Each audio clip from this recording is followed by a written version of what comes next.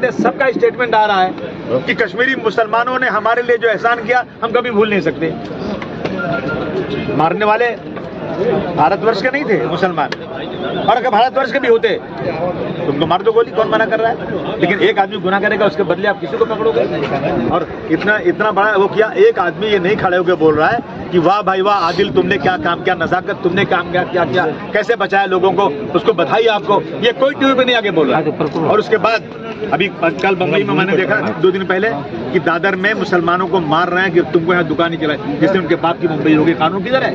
संविधान कहता है कि इस देश में रहने वाला कश्मीर से कन्याकुमारी तक कहीं भी जाकर रोजी रोटी कमा सकता है, लेकिन इसी मुंबई के अंदर को मारा जा रहा है और तमाशा लोग देख रहे हैं। और एक मिनिस्टर जब मिनिस्टर बनता है, एमएलए बनता है, शपथ लेता है और वो जाकर इतना ओछा, इतना छोटे जहन का इंसान है कि इसका काम ही सिर्फ ये है। मैं तो कहूँगा भंडवी साहब से, उसको एक ऐसा पोर्टफोलियो दे दो जिससे मुसलमानों को गाली देना पड़े।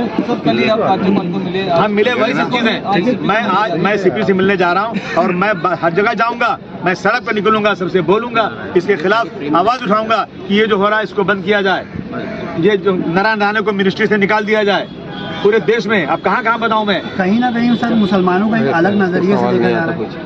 मुसलमानों को ये इनको लगता है कि मुसलमानों को जितना अलग नजरिए से देखेंगे, जितना गाली देंगे, उतना हम सत्ता में बगैर कुछ किए हुए आ जाएंगे और हमसे कोई सवाल नहीं पूछेगा कि देश की बर्बादी हो रही है, देश का जो है इकोनॉमिकल हालत बिल्कुल खत्म हो चुकी है, महंगाई बढ़ती जा रही है, चाइना घुस करके हजारों किलोमीटर की जगह कब्जा कर चुका है, ये हो रहा है। उसके बाद आप जो सिर्फ और सिर्फ हिंदू मुस्लिम मंदिर मस्जिद कर रहे हैं, ये बंद होना चाहिए। मैं अपने हिंदू भाइयों से कहना चाहता हूँ, वो देखिए दुनिया इसलिए बुरी है कि ज्यादा लोग ना चुपचाप बैठे हुए हैं। दुनिया बहुत अच्छी है लेकिन बुरे लोग आगे आ रहे हैं, इसलिए जो लोग अच्छे लोग हैं हिंदू भाइयों से कहना चाहता हूँ, आगे निकलिए, देश को बचाइए। और ये जो लोग जो धर्म का नाम बांट रहे हैं ना, उनके खिलाफ कंधे से कंधा मिलाकर हमारे साथ खड़े होइए और ऐसे सांप्रदायिक लोगों के खिलाफ सड़क पर उतरिए और ये नफरत बंद कीजिए। देश में बहस होना चाहिए, डेवलपमेंट की, देश में बहस होना चाहिए, अस्पताल बने, स्कूल बने, लोग अच्छी तरह रहें, लोगों को 2 रोटी मिले, ये होना चाहिए। परंतु इस देश में सिर्फ और सिर्फ मंदिर मस्जिद, हर मस्जिद के नीचे उनको मंदिर ढूंढना है,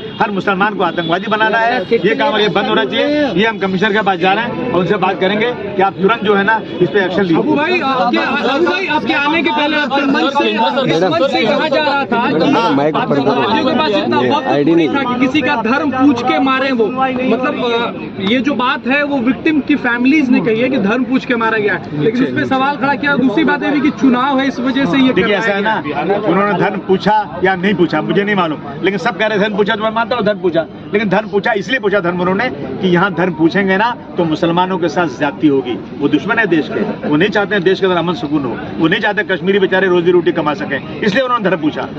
कल आप राज्यपाल से मुलाकात किया, क्या कहा उन्होंने कहा कि हम जो है आपने जो कहा है हम जरूर एक नोट भेजेंगे उनको, सीएम साहब को, डिप्टी सीएम को, और आज सीएम साहब वहाँ जाने वाले उनके पास, उनसे डिस्कस भी करेंगे कि महाराष्ट्र का इलेक्शन ऑर्डर खराब हो रहा है, आप तुरंत जो स्टेटमेंट देंगे उसको रोकिए। सर वहीं दूसरी ओर रामजीलाल सुमन जी पे भी हमला हो रहा है, उनके काफिले को रोका जा रहा है, उन पर विवाद हो रहा है, एक एमपी क्या कहेंगे? मतलब ये इस देश में बोलने का वो पूरा जो है कानून खत्म हो चुका है, आजादी खत्म हो चुकी है इस देश के अंदर, आदमी अपनी बात कह नहीं सकता है, ये लोग जो चाहे कहते हैं, जो चाहे कर ले। परसों भी उनके काफिले पे हमला हुआ था, गया उनके ऊपर, उनको मारने की कोशिश की गई है, ये सब देख रहे हैं, दुनिया देख रही है। मैं कहना चाहता हूँ तमाम जो लोग दबे कुचले लोग हैं, खड़े हो जाओ सुमन जी के साथ। आजमी साहब कल आप गवर्नर से मुलाकात किया है, आज सीपी से मिल रहे हैं, गवर्नर का स्टेटमेंट आया है कि जो विपक्षी दल है उसको लेकर राजनीति कर रहे हैं।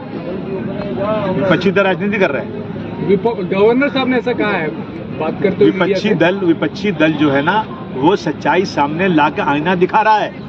अब आईना देखें या ना देखें वो उनकी मर्जी, लेकिन हमारा जो काम हम करेंगे वो।